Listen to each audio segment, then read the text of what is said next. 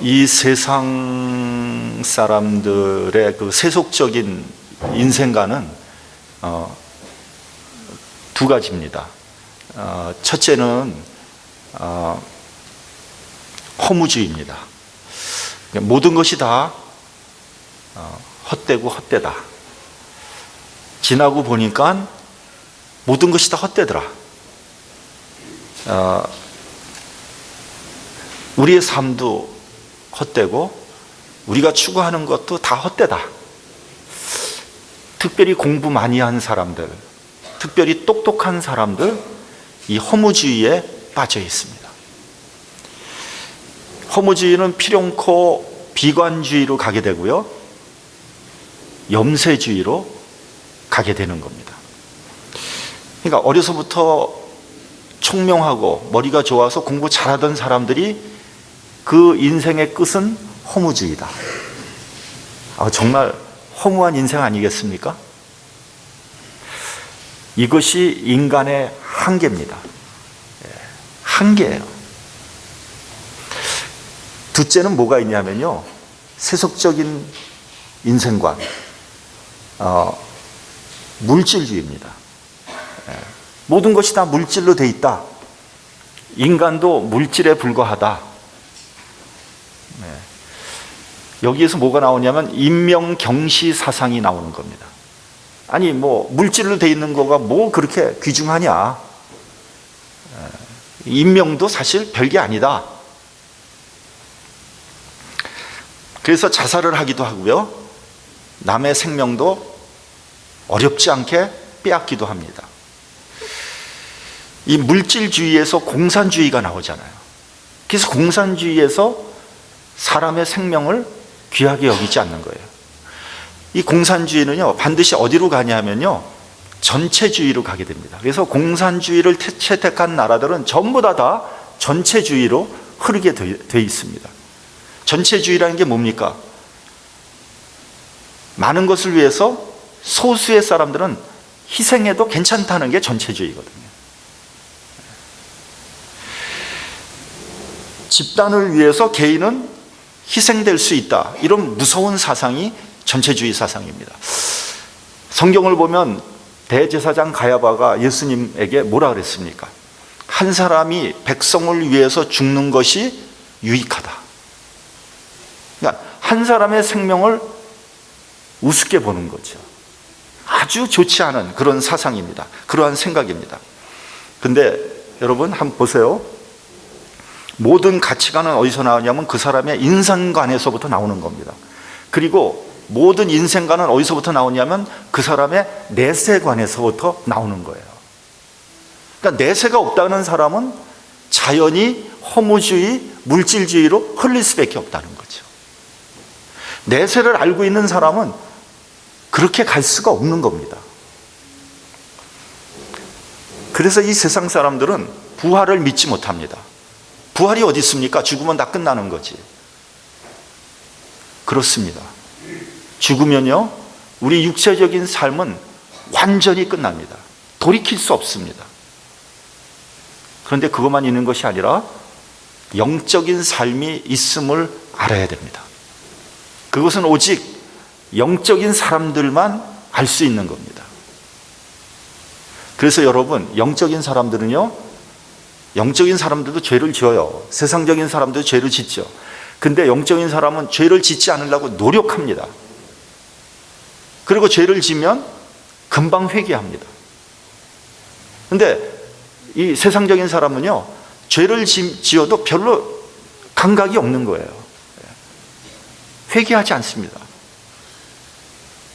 왜 그래요? 내세가 없다고 생각하니까.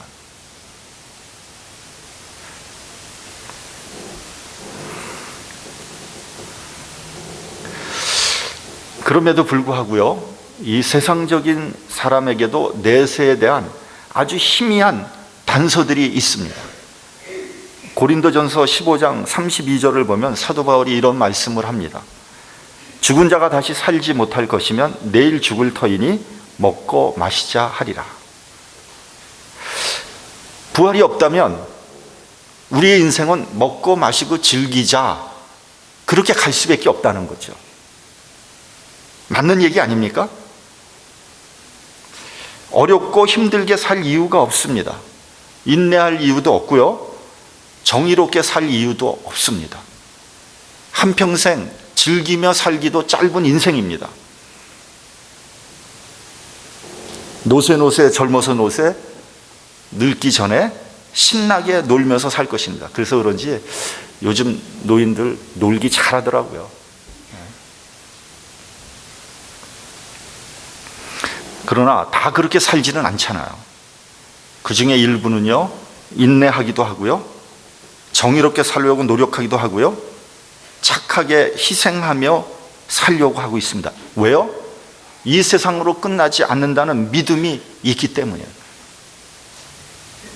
여러분, 이것은요, 꼭 예수 믿는 사람만 그런 게 아니에요. 예수 안 믿는 사람들도요, 정의롭게 살려고 하고 정말 청렴하고 깨끗하게 살려고 하는 사람들은 뭔가가 있는지를 그 스스로 자기가 뭐 이렇게 확신을 못하지만 이렇게 느끼고 있는 거예요. 그러니까 그렇게 사는 거예요. 그렇지 않으면 그렇게 살 이유가 없잖아요. 내 마음대로 사는 누가 뭐라 그러겠습니까?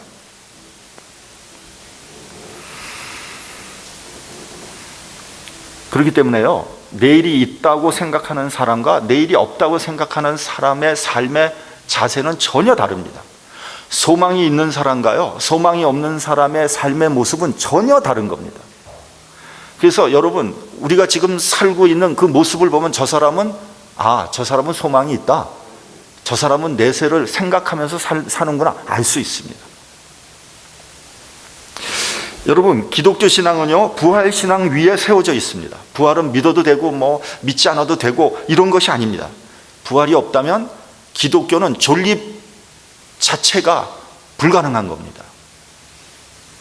기독교 신앙은요, 철학적인 것도 아니고 추상적인 것도 아닙니다. 굉장히 구체적이고 실제적인 것이 기독교 신앙입니다. 부활도 마찬가지로 실제적이고 역사적인 겁니다. 부활이 허구라면 모든 것이 다 가짜입니다. 사도 바울은 고린도전서에 이렇게 말합니다. 부활이 없다면 우리의 전파하는 것도 헛것이요, 너희 믿음도 헛것이요, 너희가 여전히 죄 가운데 있을 것이다. 부활이 없다면요, 우리가 서로 사랑해야 되는 이유가 어디에 있겠습니까? 부활이 없다면 선을 베풀고 착하게 살아야 할 이유가 어디에 있겠습니까? 그런 것들이 의미가 없어진다는 거예요. 위선적인 것이 되고 맙니다. 그렇지 않습니까? 아니, 부활이 없는데 내가 정의롭고 착하게 살았다. 뭐 때문에? 결국 위선적인 거 아닙니까? 부활이 없이는 진리나 의를 설명하기 어렵습니다. 그렇기 때문에 여러분, 기독교 신앙에서 가장 중요한 게 부활입니다. 여러분들이 부활에 대한 믿음이 없다면 솔직히 얘기해서 기독교 신자가 아닙니다. 기독교가 뭐 사랑, 뭐 정의, 믿음, 뭐 소망, 뭐 자비, 양성, 뭐 인내, 뭐 여러 가지 덕목이 있습니다. 다 좋은 거예요. 그러나 그 중에서도 제일 중요하고 첫째 되는 덕목이 뭐냐? 부활입니다. 조금 더 나가면요, 하나님을 모르는 사람이 진리니 선이니 부르짖는 것에는요, 생명이 없어요. 의미가 없습니다. 그래서 결국은 오래 지속될 수 없는 거예요. 20세기 성자요, 최고의 전도자로 일컬어지는 인도의 선다싱 선교사라는 분이 있습니다. 이분이 영국을 방문했을 때 영국에 있는 기자들이 줄기차게 쫓아다니면서 물어봅니다. 당신은 인도 사람으로 인도의 전통적인 종교인 힌두교가 있는데 왜 힌두교 믿지 않고 기독교로 개종을 했습니까? 선다싱이 이렇게 명확히 대답했다고 합니다. 부활하신 예수님이 지금도 내 안에 살아서 역사하기 때문입니다. 이 사실은 여러분, 여기서 저나 여러분이 부활한 사람은 아무도 없어요. 부활이라는 것은 우리가 이렇게 설명하기가 굉장히 어렵습니다. 왜냐면 모르니까, 경험한 사람이 없으니까. 이것을 잘못 이렇게 설명을 하려고 하면은요, 이상한 방향으로 가는 거예요. 이 세상적인 설명을 하려고 하는 사람들이 있어요. 예를 들면 뭐 나무가, 그러니까 이게 씨가 떨어져서 거기서 뭐 뿌리가 나오고 줄기가 나오고 잎이 나오고 뭐 열매가 맺어져서 그 열매가 다시 씨가 돼서 다시 또 나무, 그렇게 설명하는 사람인데 그거 부활이 아니에요. 그건 부활이 그런 게 아니에요. 어떤 분은 또 이렇게도 설명합니다. 한 알의 밀이 땅에 떨어져 죽지 않으면 한 알 그대로 있고 죽으면 많은 열매를 맺는다. 그것은 부활을 설명하는 구절이 아닙니다. 그거는 한 사람의 희생과 헌신이 얼마나 많은 열매를 맺을 수 있는가를 비유해서 설명한 것뿐입니다. 부활을 설명할 수 있는 방법이 없어요. 또 어떤 분은요, 부활의 상징이 뭡니까? 나비 아니야, 나비. 어떤 분은 그것을 가지고 알이 애벌레가 돼서 번데기가 돼서 번데기에서 그 아름답고 그 화려한 나비가 껍질을 확 깨고 확 날로 올라가, 그게 부활이다. 그런 거 부활 아닙니다. 여러분, 부활은요, 환생도 아니고요, 윤회도 아닙니다. 부활은 죽음에서 생명으로 변하는 재창조의 역사입니다. 여러분, 창조라는 것은, 성경에서 나오는 창조라는 것은 무에서 유로 만들어지는 거거든요. 아무것도 없는 데서 유로 만들어지는 게 창조입니다. 그 창조란 말은 설명할 수 없는 거예요. 이 세상적인 것으로는 설명이 안 됩니다. 그러니까 크리에이트하고 메이크는 다른 거예요.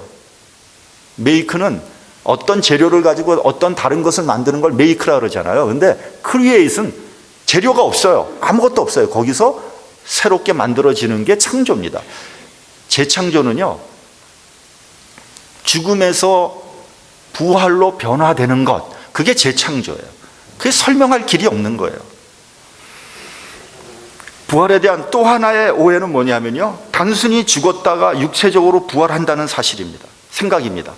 그거 아닙니다. 예수님의 부활은요, 나사로가 부활한 것 같은 그런 육체적인 부활이 아닙니다. 여러분은 만약에 여러분이 죽을 병에 걸렸는데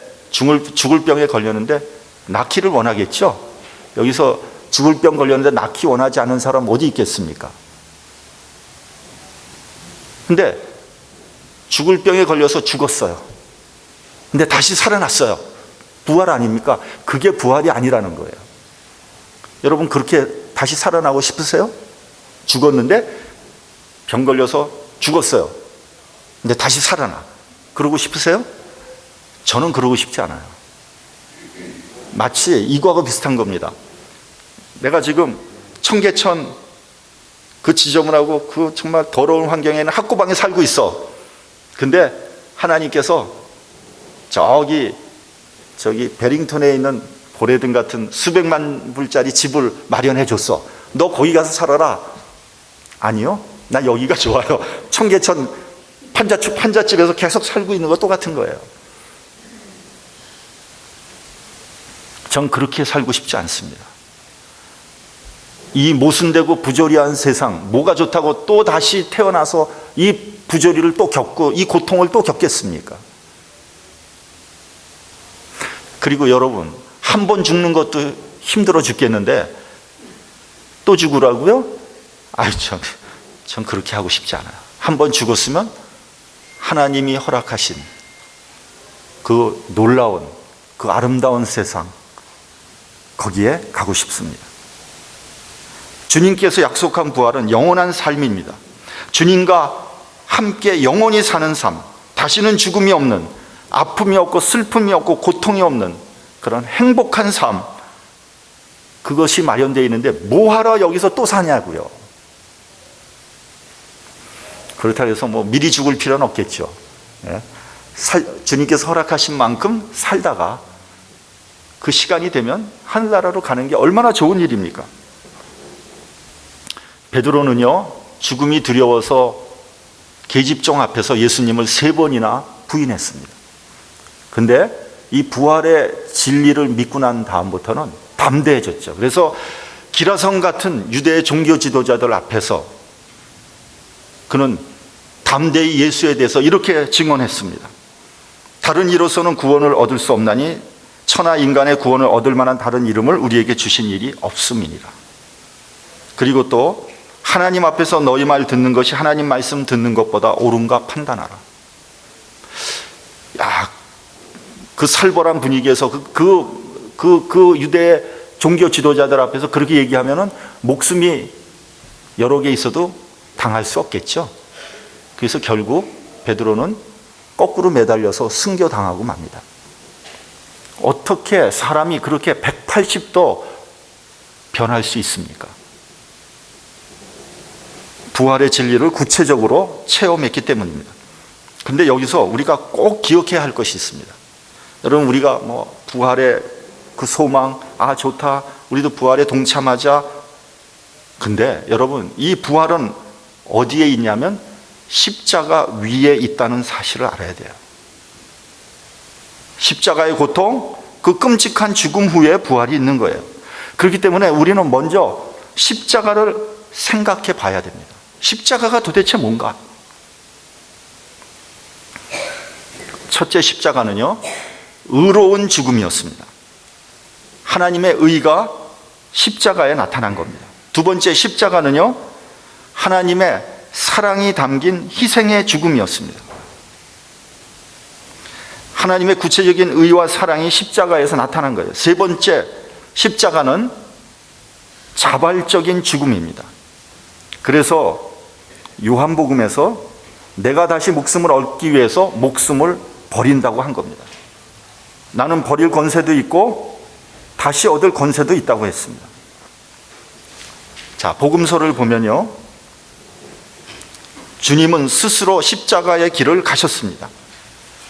그래서 그쪽 바라보지 마시고요. 어느 순간부터 주님께서는요, 제자들 앞에서 십자가의 고난을 당할 것과 부활하실 것을 공공연하게 얘기하셨습니다. 그리고 주님은 그 계획대로 그 길을 가신 겁니다. 여러분, 주님께서 십자가를 피하려고 했으면 얼마든지 피할 수 있었습니다. 또 성경에서 보면 빌라도가 예수님을 신문하실 때 예수님이 조금이라도 자기 변호를 했더라면 아마 빌라도는 예수님을 살려줬을지도 모릅니다. 아마 그럴 가능성이 많습니다. 빌라도가 이렇게 얘기했습니다. 내가 너를 죽일 수도 있고 살릴 수도 있는데 왜 말을 하지 않느냐? 굉장히 답답해했습니다. 그러나 그것이 하나님의 뜻이 아니었기 때문에 주님은 고난의 길을 묵묵히 가신 겁니다. 네 번째로 가장 중요한 게 뭐냐면 십자가는 대속의 죽음이라는 겁니다. 다른 사람을 위해서 죽으신 거예요. 구체적으로 나를 위해서 죽은 겁니다. 죄인을 위해서 의인이 죽은 것입니다. 내가 죽어야 되는데 주님이 대신 죽은 거예요. 다시 말하면 무슨 말이냐면 희생 제물의 의미가 있는 겁니다. 이것이 하나님의 뜻이었습니다. 그래서 십자가는 세상 사람들이 보기에는 어리석은 것이고 꺼리끼는 것이지만 믿는 자에게는 하나님의 지혜요 구원의 능력인 것입니다. 우리 본문 10절 같이 봉독하겠습니다. 자, 시작. 내가 그리스도와 그 부활의 권능과 그 고난의 참회함을 알려하여 그의 죽으심을 본받아. 여러분, 이 본문 한번 잘 보세요. 내가 그리스도와 그 부활의 권능과 고난의 참여함을 알기를 위했다. 부활의 권능과 고난이 같이 나오고 있습니다. 거기에 내가 동참하기를 원한다는 거예요. 그렇기 때문에 그의 죽으심을 본받는다는 거예요. 십자가의 죽으심 그 이후에 부활이 있다는 것을 사도 바울은 알고 있었던 거예요. 그래서 그가 이 놀라운 하나님의 지혜와 능력을 경험하기 위해서 그가 가지고 있는 모든 것들, 그의 지식, 그의 지위, 그의 자존심, 그의 미래, 그의 야망 다 버렸습니다. 어떻게 버렸어요? 배설물과 같이 버렸다고 그랬어요. 그리고 오직 십자가의 도만 알기로 한 것입니다. 그리고 난 다음에 그는 그리스도에 대한 지식을 깨달은 거예요.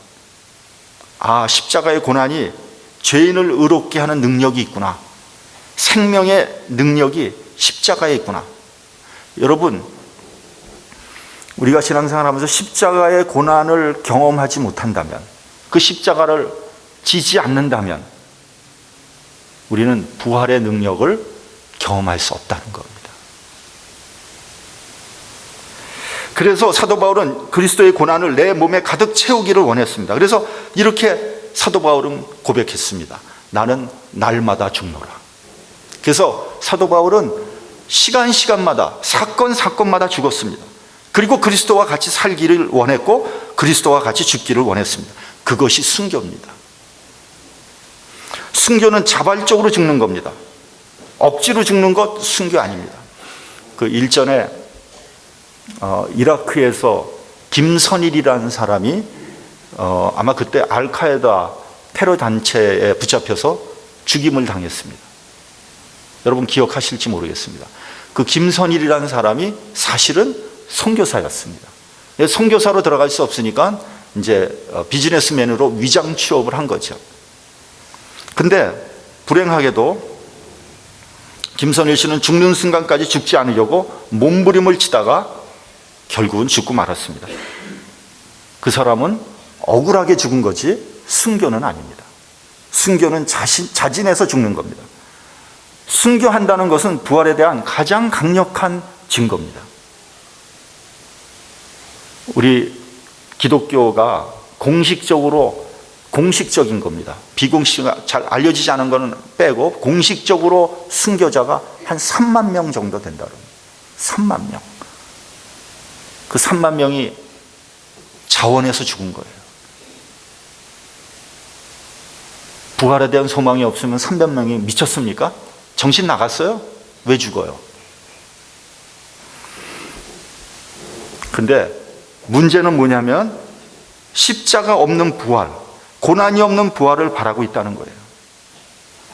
그래서 우리가 요즘에 그 기독교인들이 부자가 돼야 되고 축복 받아야 되고 오래 살아야 되고 성공해야 되고 십자가의 고난이 없어야 오히려 축복이라고 그렇게 엉뚱한 주장을 하고 있는 거예요.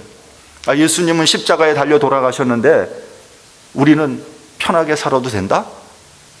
그런 어이없는 논리가 어디에 있겠습니까? 예수께서 십자가에 달려 돌아가실 때 유대인들이 뭐라 그랬습니까? 내려와서 네가 메시아인 것을 증명해 봐라. 그런 유대인과 우리와 무슨 차이가 있는 겁니까?